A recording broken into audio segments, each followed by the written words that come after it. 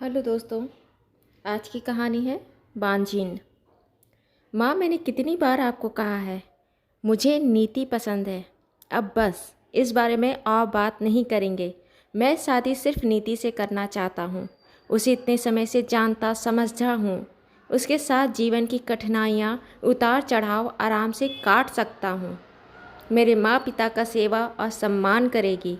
शादी के बाद एक साथी से और क्या अपेक्षा करते हो। इसलिए मुझे नीति सिर्फ अपने लिए ही नहीं, आपके लिए भी पसंद है। आप जितना समय भी लो, मुझे कोई दिक्कत नहीं, लेकिन आपकी हाँ मुझे नीति के लिए ही चाहिए। अमित ने नाराज़गी के साथ साथ अपनी जिद रखते हुए कहा। माँ देविका जी चुप हो गई।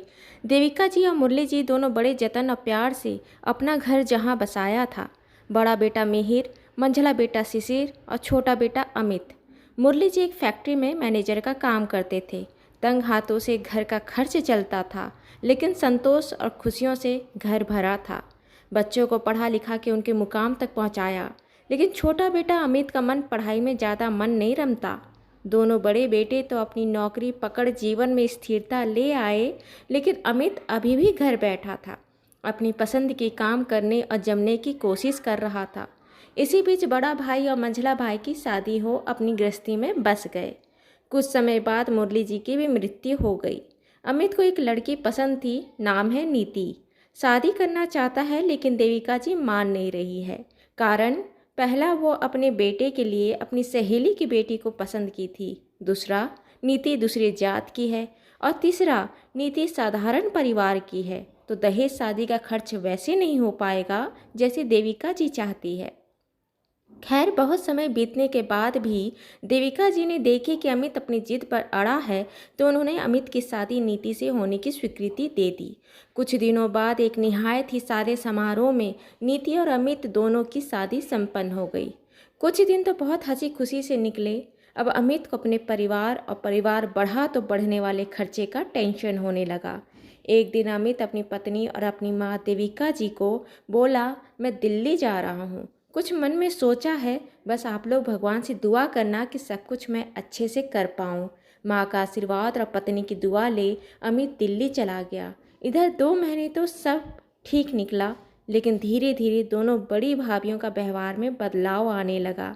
नीति समझ नहीं पा रही थी कि बात क्या है, लेकिन जो सबसे बड़ी बात थी दोनों भाभी के मन में, कि वो दोनों अच्छा खासा दहेज और सामान लेकर आई थी, वही नीति औसत परिवार से होने की वजह से ऐसा कुछ लेकर नहीं आई थी।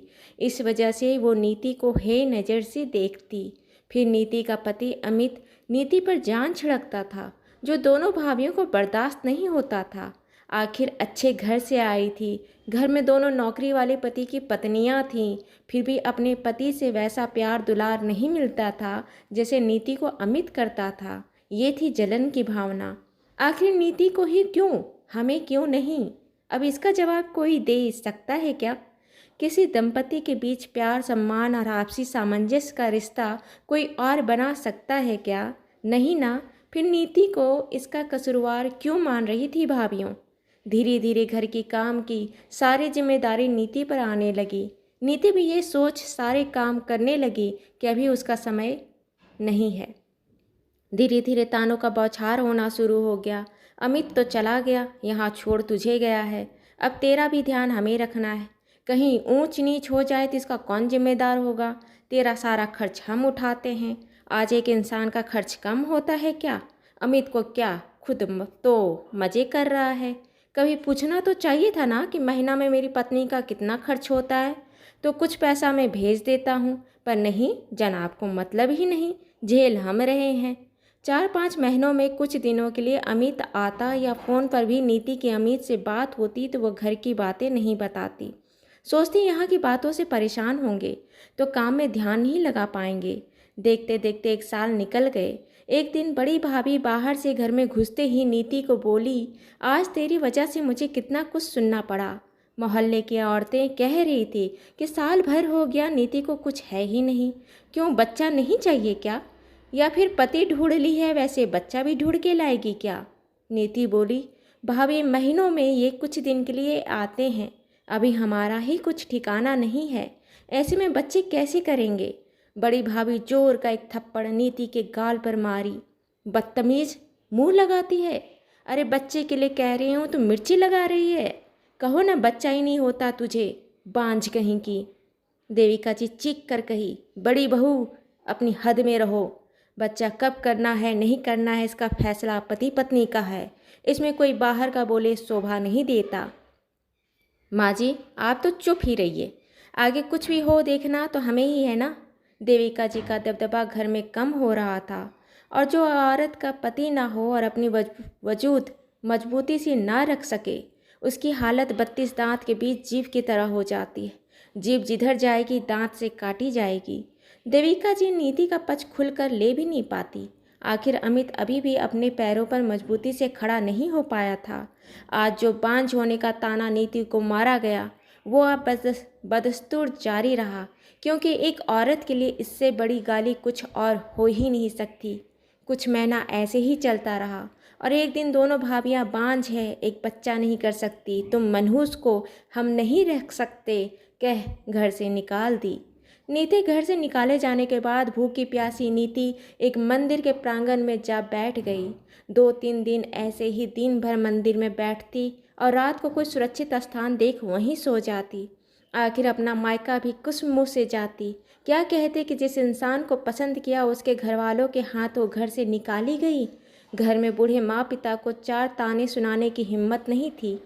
इधर अचानक से अमित घर आ गया। बोला, मुझे अच्छा नहीं लग रहा था, बेचैनी हो रही थी, लग रहा था कि कुछ गलत हो रहा है।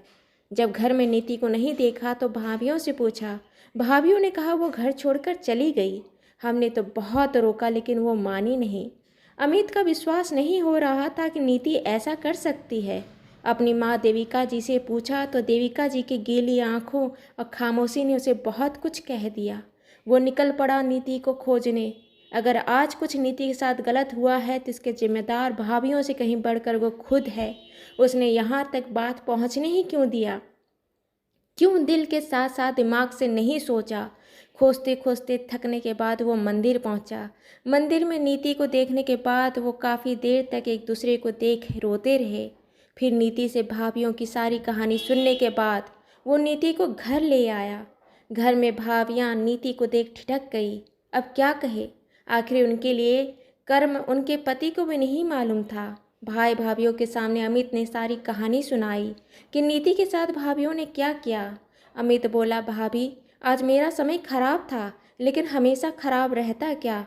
क्या सोचकर आपने ऐसा किया? कोई 4 परिवार पर इतराता है, कोई 4 पैसों पर।